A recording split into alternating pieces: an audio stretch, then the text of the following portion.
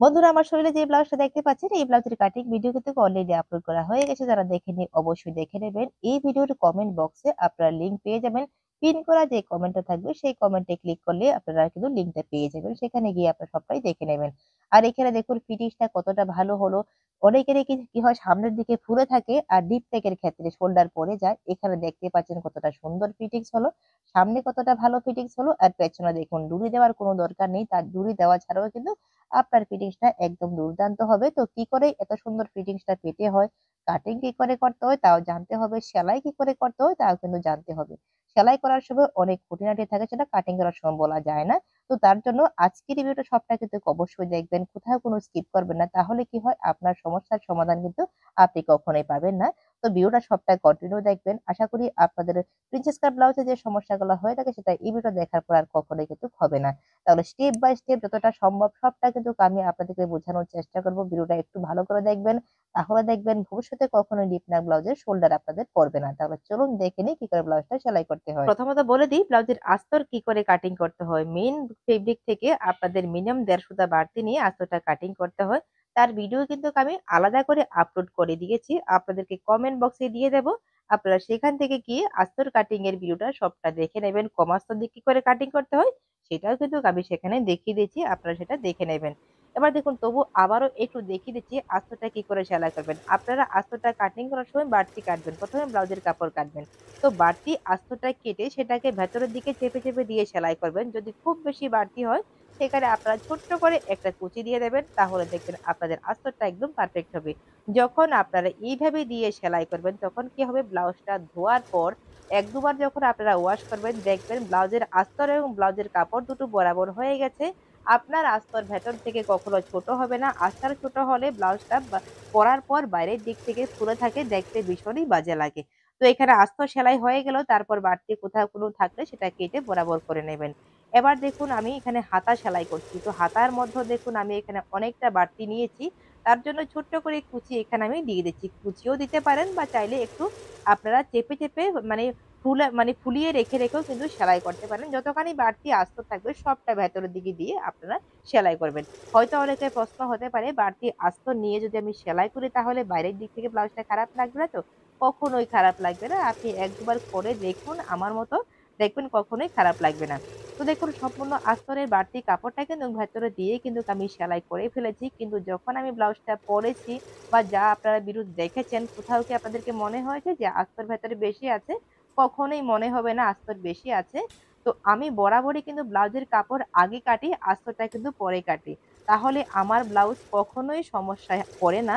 তো যারাই আস্তর আগে কাটেন আমি বলব আপনারা চেষ্টা করবেন আগে ব্লাউজের কাপড়টা কেটে তারপর আস্তর কাটার। যারা নতুন আছে তাদের কিন্তু সেটা করলে একটু সমস্যা হয়, রিস্ক নিতে চায় না। তো যারা নতুন আছেন তাদেরকে আমি বলব আপনারা ১ম এ কি করবেন, পেপারে কেটে তারপর কাপড়টা কাটবেন। এরপর আপনারা আঁচলটা কেটে নেবেন। তাহলে সমস্যা শেষ। তো নতুন হলে তো একটু ভয় সবাই পায়, তার জন্য বলছি। তো দেখুন আমার কিন্তু এখানে সেলাই করা হয়ে গেল। এবার দেখুন সামনের পার্ট সেলাই করতে গিয়ে দুটো পয়েন্টকে এখানে বরাবর রেখে একটুখানি কোনা মতো দেখুন এখানে ছেড়ে দিচ্ছি। তো ছেড়ে দিলে কি হবে, যখন ঘুরিয়ে আমি এটাকে উল্টাবো তখন দেখবেন একটা বগলের দিকে শেপটা ভীষণ সুন্দর আসবে। তো তার জন্য একটুখানি বাড়তি নিয়ে আমি এভাবে সেলাইটা করে থাকি। এবার দেখুন আস্তে করে আপনি সেলাইটা করে নিন। তো অনেকে কি করেন, একবারে সবটা একটানে সেলাই করে ফেলেন। সেই ভুলটা কখনোই করবেন না। একটুখানি সেলাই করবেন, আপনারা চাপটাকে তুলবেন, তুলে আবার দেবেন, আবার সেলাই করবেন। তো এইভাবেই কিন্তু আমি আস্তে সেলাইটা করে কমপ্লিট করব। তাহলে দেখবেন আপনার নিচের দিকে একদম বরাবর হবে।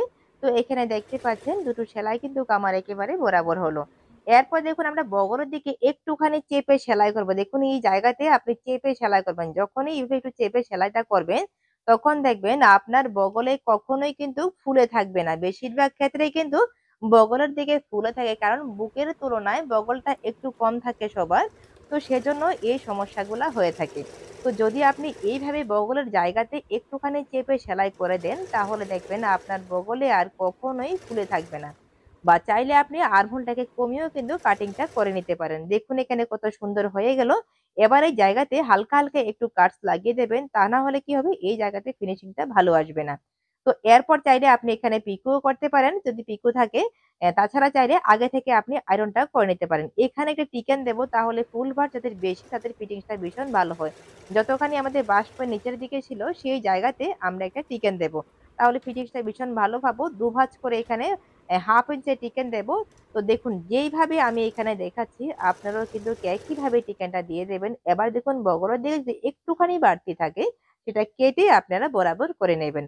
তো দেখুন দুদিকে কিন্তু আমার এখানে সেলাই করা হয়ে গেল। দুটো পয়েন্ট একদম বরাবর আছে। এবার এখানে হুক পট্টি এবং হুকের ঘরের পট্টি আমি লাগিয়ে নেব।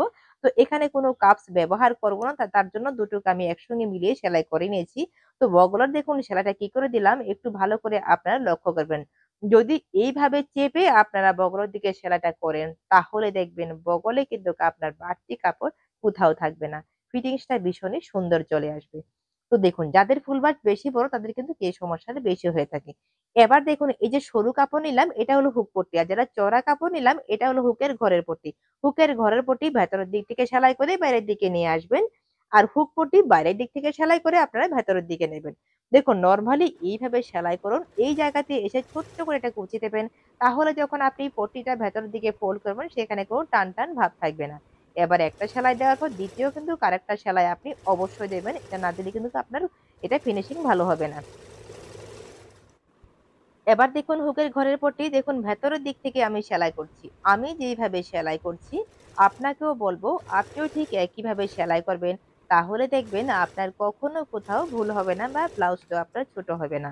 তো দেখুন এবার হুকের ঘরের পট্টিকে আমি দেখুন সরি হুক পট্টিকে ভেতরের দিকে ফোল্ড করে আমি এইভাবে সেলাইটা করে নেব।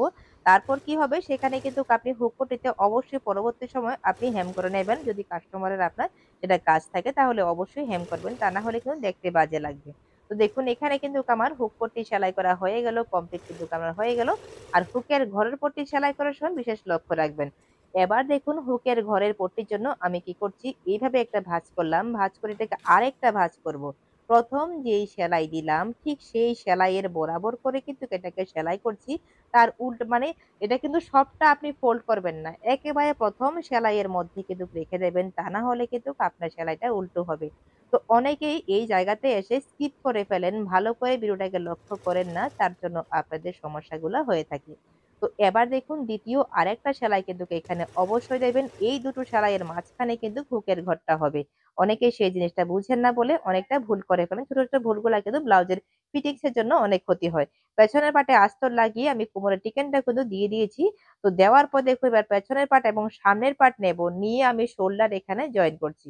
প্রথমত নরমাল শোল্ডার একটা সেলাই আমি দিচ্ছি। দেওয়ার পর গলার দিকে কিন্তু আমাকে অবশ্যই শোল্ডারটাকে ডাউন করতে হবে। চাইলে আপনি ১ম থেকেও করতে পারেন বা চাইলে ১ম নরমাল সেলাই দেওয়ার পর তারপরেও কিন্তু আপনি শোল্ডারটাকে ডাউন করতে পারেন। অনেকেই শোল্ডার সেলাই করার সময় ঠিকভাবে সেলাই করেন না। তার জন্য আপনাদের শোল্ডার পড়ে যায়। তো আমি যেভাবে বলব আপনি সেভাবে সেলাই করেন আপনার শোল্ডার কিন্তু কখনোই পড়বে না। তো দেখুন আমি ১ম সেলাই দেওয়ার পর শোল্ডারে কিন্তু আরেকটা সেলাই দিচ্ছি। গলার দিকে একটুখানি ঝুঁকিয়ে আমি সেলাইটা দিয়ে দিলাম। তো এবার দেখুন আমি এখানে পাইপিং লাগাচ্ছি। তো আমি যেইভাবে পাইপিং লাগাচ্ছি এখানে সিঙ্গেল ফুট কিন্তু আমি অলরেডি লাগিয়ে নিয়েছি। এটা ডোরি পাইপিং। তো আপনি যদি রেডিমেডের মতো পাইপিং লাগাতে চান তাহলে আমি যেইভাবে বলব আপনিও ঠিক সেইভাবে ডোরি পাইপিং লাগিয়ে নেবেন। তাহলে দেখবেন আপনার ব্লাউজটা দেখতে ভীষণ ভালো লাগবে। ফিনিশিংটাও ভীষণ ভালো হবে। তো অনেকেই দেখি পাইপিং লাগানোর পর ওরা ভেতরের দিক থেকে পাইপিংটাকে কেটে দেয়। যদি সঠিকভাবে আপনি পাইপিং লাগান তাহলে কিন্তু আপনার পাইপিং কখনোই কাটিং করতে হবে না। আর যদি পেছনে ডুরি লাগান তাহলে ডুরি পাইপিং সেলাই করার সময় একসাথে ডুরিটাকে ভেতরের দিকে দিয়ে দেবেন। তাহলে ফিনিশিংটা ভীষণ ভালো হবে আর আপনার ডুরিটাও কিন্তু কখনো খারাপ হবে না। তো আমি কিন্তু দেখুন এইভাবে সবটা সেলাই কমপ্লিট করব। তারপর দেখিয়ে দেব সেখানে আবার কি করতে হবে।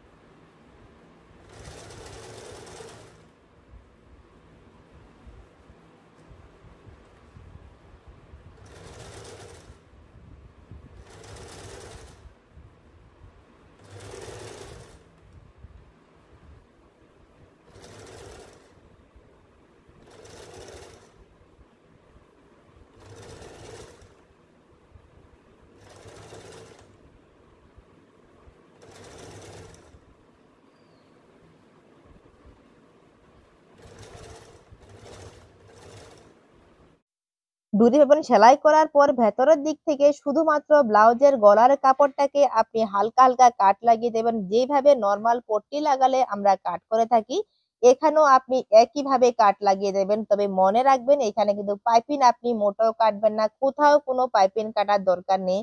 যেহেতু এটা রাউন্ড নেক, এখানে কিন্তু কোনো পাইপিং কাটার দরকার নেই, শুধুমাত্র ব্লাউজের কাপড় এবং আস্তর দুটো যে লাগানো আছে সেখানে কাটবেন। এরপর দেখুন এটাকে এইভাবে ফোল্ড করে এবার আপনি ডাবল পুট লাগিয়ে নিন। ডাবল পুট লাগিয়ে উপর থেকে আরেকটা সেলাই দিন। এই সেলাইটা করার সময় পেছনের দিকে হালকা একটু টান রেখে সামনের কাপড়টাকে বরাবর চেপে মিলিয়ে দেবেন। তাহলে কি হবে, আপনার পাইপিংটা আর কুঁচকাবে না, মানে পাইপের মধ্যে ব্লাউজের কাপড়টা কুঁচকাবে না। না হলে কি হয়, পাইপিনের কাপড় মানে পাইপিনের সাথে সাথে আপনার ব্লাউজের কাপড়টা হালকা কুঁচকে যাবে। তো লক্ষ্য করুন এখানে একেবারে আস্তে আস্তে করে কাপড়টাকে টান রেখে রেখে মিলিয়ে কিন্তু আপনারা সেলাই করবেন। তাহলে দেখবেন এতটা সুন্দর ফিনিশিং হবে পাইপিং, একেবারে রেডিমেড ব্লাউজের মতো। অনেকেই কিন্তু পাইপিং লাগান কিন্তু সেখানে রেডিমেডের মতো ফিনিশিং আপনারা পান না, বা সরু পাইপিং গুলা লাগাতে গেলে আপনাদের অসুবিধা হয়। তো দেখতে পাচ্ছেন কতটা সহজ ভাবে সুন্দর করে আমি এখানে পাইপিংটা লাগিয়ে নিলাম। যদি আপনিও এইভাবে পাইপিংটাকে লাগান, আশা করি আপনার পাইপিং কখনো খারাপ হবে না।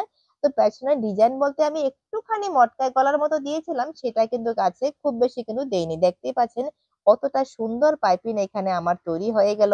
আপনিও এত সুন্দর করে পাইপিং লাগাতে পারেন যদি আমি যেভাবে বলেছি সেভাবে আপনারা করে থাকেন। এবার হাতা সেলাই করে নিচ্ছি। দেখুন এখান থেকে হাতা সেলাই করে মিডলে আসবো। তো চলুন তাহলে এখানে শুরু করি। একটা একটা করে কুচি দেবেন। যদি কেউ মনে করেন কুচিগুলা একেবারে শোল্ডারের মধ্যে দেবেন, তাহলে আপনারা কুচিগুলা আরো একটুখানি বড় বড় করে দিয়ে দেবেন, তাহলে হবে। উপরের দিক থেকে আপনারা কুচিগুলা দিয়ে দিলে হবে, আমি নিচ থেকে কুচিগুলা দিলাম। এবার দেখুন মেশিনের দিকে ঘুরিয়ে, প্রথম দেবেন নিজের দিকে ঘুরিয়ে, তারপর দেবেন মেশিনের দিকে ঘুরিয়ে কুচিগুলা। তো তাহলেই কিন্তু আপনার এই যে হাতাটা সঠিক হাতার ফিনিশিং বা সৌন্দর্যটা পাবেন, তা না হলে পাবেন না। যদি একদিকে ঘুরিয়ে কুচিটা দেন সেখানে কিন্তু সেই সৌন্দর্যটা আপনারা পাবেন না। তো দেখুন তাহলে এখানে কিন্তু আমার হয়ে গেল, কমপ্লিট হাতাটা আমার হয়ে গেল। এবার ব্লাউজের সাথে আমি হাতাটা সেলাই করব। দুটো হাতাই কিন্তু আমি একইভাবে তৈরি করে নেব। তো শোল্ডারের মিডলটা নিলাম, ব্লাউজের হাতার মিডলটা নিলাম, দুটোকে বরাবর করছি। বরাবর করে এখান থেকে এবার আস্তে আস্তে করে আমি সেলাই করে একটা হাতা কমপ্লিট করব। একটুখানি সেলাই করার পর একটু চেক করবেন আপনার হাতাটা এখানে বরাবর আছে কিনা। যদি কোনো কারণবশত বরাবর না থাকে, একটুখানি কম হলে অসুবিধে হবে না। তবে একটু বাড়তি হলে কুচিটাকে এইদিকে হাতার কুচিটাকে একটুখানি বাড়িয়ে দেবেন, তাহলে আপনার হাতার কাপড়টা বরাবর কিন্তু হয়ে যাবে। তো আমি এখানে আর কোনো এখানে কুচি বাড়াচ্ছি না বা কমাচ্ছি না, সামান্য একটুখানি কম হলেও কোনো অসুবিধা হবে না। তো দেখুন একটুখানি জাস্ট একটুখানি, তো এখান থেকে আমার সেলাই হয়ে গেল। বা দ্বিতীয় দিক থেকেও আমি একইভাবে একটুখানি ছেড়ে এখান থেকে, ওইদিকে যেমন একটুখানি কম ছিল এখানেও আমাকে ঠিক একটুখানি ছেড়ে তারপর সেলাই করতে হবে। তা না হলে কি হবে, যখন আমরা ফিটিংস করব, ফিটিংস করতে গেলে কিন্তু আমাদের সমস্যার সম্মুখীন হতে হবে। আমাদের বগলের দিকে দুটো সেলাই কিন্তু বরাবর হবে না। তার জন্য লক্ষ্য রাখবেন একদিকে কম হলে অন্যদিকে কম হতে হবে, একদিকে বাড়তি হলে অন্যদিকেও বাড়তি হবে হাতা লাগানোর সময়। এবার দেখুন এখানে যদি সামান্য বাড়তি থাকে তাহলে একটু কুচি দিয়ে দিন, তাহলেই হলো। তো হাতা কিন্তু আমার এখানে একটা লাগানো হয়ে গেল, দ্বিতীয় হাতাটাও কিন্তু আমি একইভাবে লাগিয়ে নেব। তো আমি যেভাবে বলছি যদি আপনারা সেভাবে করেন, তাহলে আশা করি আপনাদের ব্লাউজ করতে গিয়ে কোথাও কোনো সমস্যা হবে না। তো এখানে দেখতে পারলেন কতটা সহজভাবে আমরা এই ডিজাইনটা করে নিলাম। সম্পূর্ণ হাতা কিন্তু লাগানো আমার কমপ্লিট হয়ে গেছে। তো এবার দেখুন ঠিক বগলের দুটো পয়েন্টকে আমরা বরাবর করছি। বরাবর করে এখান থেকে আমরা দুটো পার্টকে জয়েন করছি। সামনের পার্ট এবং পেছনের পার্ট। একদম সাইড থেকে সেলাই করে এটাকে আমি নিচের দিকে নিয়ে আসবো। এখানে আপনি চাইলে এটাকে বাহু দিক থেকেও কিন্তু সেলাই করতে পারেন। তো আমি বরাবরই উল্টো দিক থেকে সেলাইটা করে থাকি। আপনার সুবিধা অনুসারে আপনি করতে পারেন। তো দেখুন এবার এখান থেকে যে একটু তেসরা হয়ে আছে না, সেটাকে কেটে আমরা সোজা করে নেবো। এভাবে কোনাকুনি করে কিন্তু রাখবো না। এটাকে সোজা করার পর আমরা এখানে কোমর পট্টি লাগিয়ে নেবো। তবে কোমর পট্টির জন্য কিন্তু অবশ্যই সোজা কাপড় নেবেন। কখনোই কিন্তু উড়েপ কাপড় নেবেন না কোমর পট্টির জন্য। তাহলে কি হবে, যখন আপনি এটা সেলাই করবেন, আপনি যখন ব্লাউজটা ফিটিংস করে পরবেন, সেখানে আপনার এখানে বরাবরই আপনার কোমরের দিকটা ছেড়ে দেবে। মানে বড় হতে থাকবে আর ফিটিংসটা ভালো হবে না, একটুখানি উল্টে থাকবে। তো তার জন্য কখনোই এখানে উড়েপ কাপড় নেবেন না, সব সময় আপনি সোজা কাপড় নেবেন। তো দেখুন তাহলে এখানে কোমর পট্টিও কিন্তু আমি লাগিয়ে দিলাম। লাগিয়ে নেওয়ার পর এখানে আরেকটা জিনিস করবেন, আপনাকে অবশ্যই একটা চাপ সিলি দিতে হবে। অনেকেই পট্টি লাগানোর পর চাপ সিলি দেন না। এবার গলার পট্টি হোক আর বগলের পট্টিই হোক, যেই কোনো পট্টি হোক না কেন, লাগানোর পর একটা চাপ সিলি কিন্তু আপনারা অবশ্যই দেবেন। তা না হলে আপনাদের ফিনিশিং কখনোই ভালো হবে না। তাছাড়া ভেতরের দিকে ফোল্ড করে যখন আপনি হেম করবেন, সেখানেও কিন্তু দেখতে ভীষণ বাজে লাগবে। তো তার জন্য একটা চাপ সেলাই কিন্তু অবশ্যই দেবেন। তো এরপর আপনি চাইলে ডাইরেক্ট হেম করতে পারেন বা চাইলে মেশিনেও সেলাই করতে পারেন। তো প্রথমত আমি মেশিনে সেলাই করে নিই। তাহলে কি হয়, আমার হেম করতে গেলে অনেকটা সুবিধা হয় বলে ১ম এ আমি এখানে মেশিনে সেলাই করে নিই। তারপর আমি হেম করে নেব। তো বন্ধুরা আবারও বলছি, যারা এই ব্লাউজের কাটিং ভিডিও দেখেননি অবশ্যই দেখে নেবেন। কমেন্ট বক্সে আপনারা লিংক পেয়ে যাবেন। সেখানে গিয়ে আপনারা এই ভিডিওটা দেখে নেবেন, কাটিং ভিডিওটা। তাহলে আপনাদের কাটিং নিয়ে আর কোথাও কোনো সমস্যা হবে না। আশা করি সেলাইটা ভালো করে দেখলে আপনাদের সেলাইও কিন্তু কোথাও কোনো সমস্যা হবে না। তো এইভাবে কিন্তু আমি কোমর বটিটা সেলাই কমপ্লিট করে নিচ্ছি। দেখতেই পাচ্ছেন কতটা সহজভাবে আমার কিন্তু এখানে ব্লাউজটা কমপ্লিট করা হয়ে গেল।